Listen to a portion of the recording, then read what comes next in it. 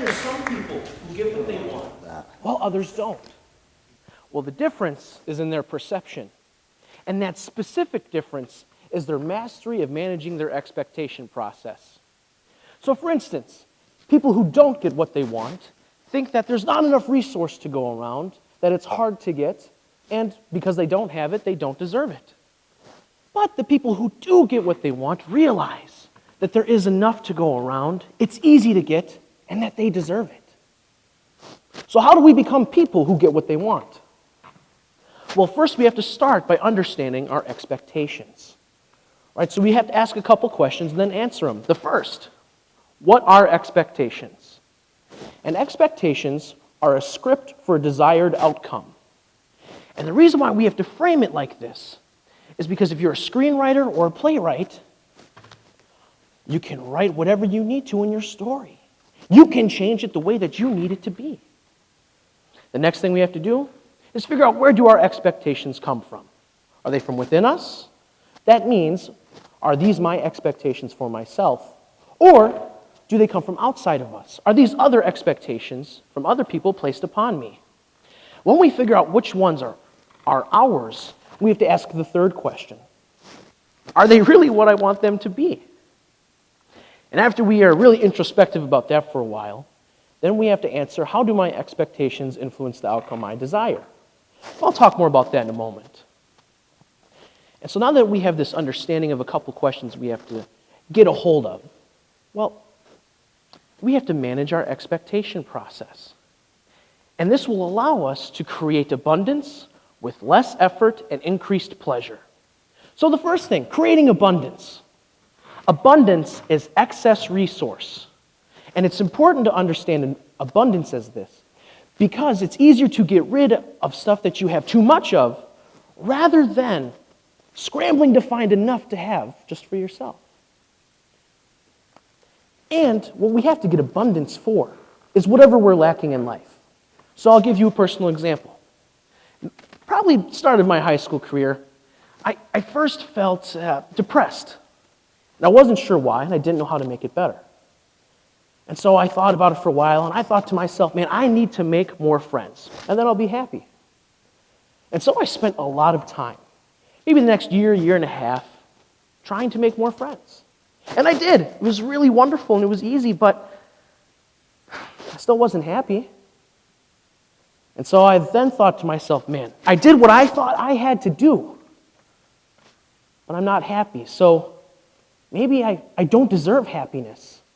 And right there was a fundamental flaw in my thinking, because I took my power away to get happiness, and I gave it to happiness. That's not even a physical thing. The only thing that decides whether or not you deserve it is yourself.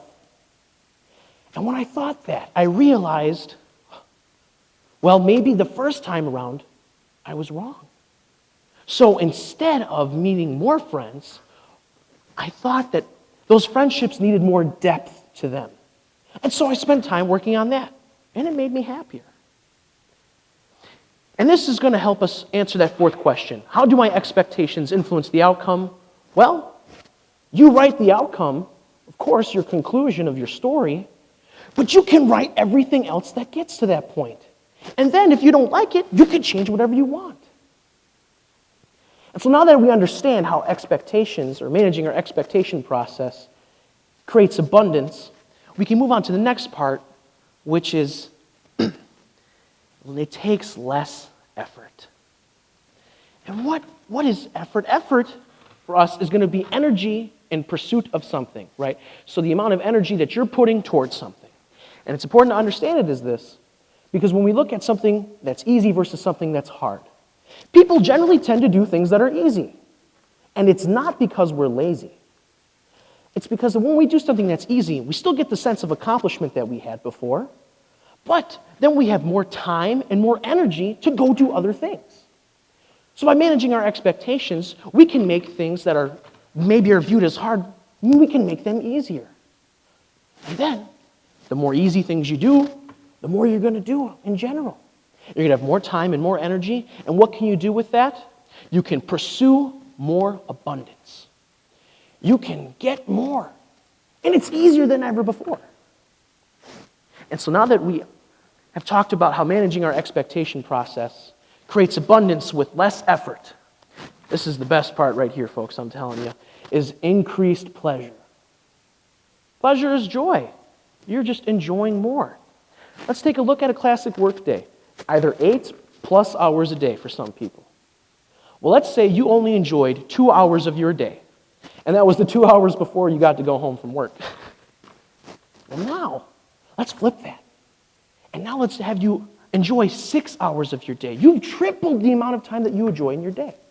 And when you can do that every day, now you enjoy more of your time. And when you enjoy more of your time, you become happier. That's the impact it has on you. But how does this impact others? Well, when you're happy, people are going to look at you and they're say, what is making Brandon so darn happy? You can then answer, I just started managing my expectations a little better. And there you have opened their eyes to the possibility that they can do whatever they want. They can get whatever they need. So now we have an understanding of our expectations and what this process can do for us. We just have a couple more steps to figure out. The first thing is, okay, you've told me what I can get from this, but what are some characteristics of good expectations? Well, I put them into one of 3 categories. The first is they have to be positive, right? They have to give you the optimism and the idea that you can go get something. The next is they have to be empowering. You have to have the power to go and get what you want. And the third, they have to be compelling. They have to compel you to get up and get going after what you want. What are some examples of great expectations? The first example I'll use is that of people who are going to college or any sort of place where you spend time and money to get something, right? So you're spending time, which is a non-renewable resource, and money, which you can earn back later. But your expectation should be that, okay, I'm putting in these 2 resources, I'm going to get my degree. Another example, which is a lot more serious, is if we're looking at people who have cancer. Sometimes our mindset really achieves a lot. And the expectation that they're going to survive could mean life or death.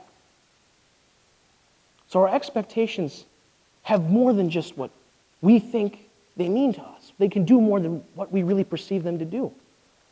I will give you a personal example of myself. I grew up in a single-parent, low-income home. And at the time, a lot of people's expectations were that I wasn't going to be successful because of those circumstances that I was placed under.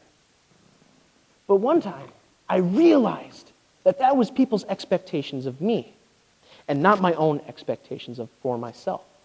So I took their script, the one they handed to me, I threw it out the window. And then I crafted my own script. So, how can we turn this into a way of life? Well, it's a lot like riding a bike, okay? You first get on a bike and you fall, right? You take the training wheels off, you're going, you fall. But you catch yourself, right? That's how we learn. And we do this over and over and over again until it takes how many times? It took me a long time to learn how to ride a bike. Well, the same thing happens by managing our expectations. So, when you speak out something, let's say you have to go to a meeting, and your expectation right away is, man, this is really going to suck. I think we've all been there. But you need to stop yourself and say, instead of this going to suck, I'm going to try and learn something today from this meeting. There you have changed your expectations. And once we do that enough, all of a sudden, just like riding a bike, it becomes automatic. We have the balance that we need already. When we understand our expectations, we understand ourselves. We can achieve abundance with happiness and ease. And then finally, We become the people who get what they want.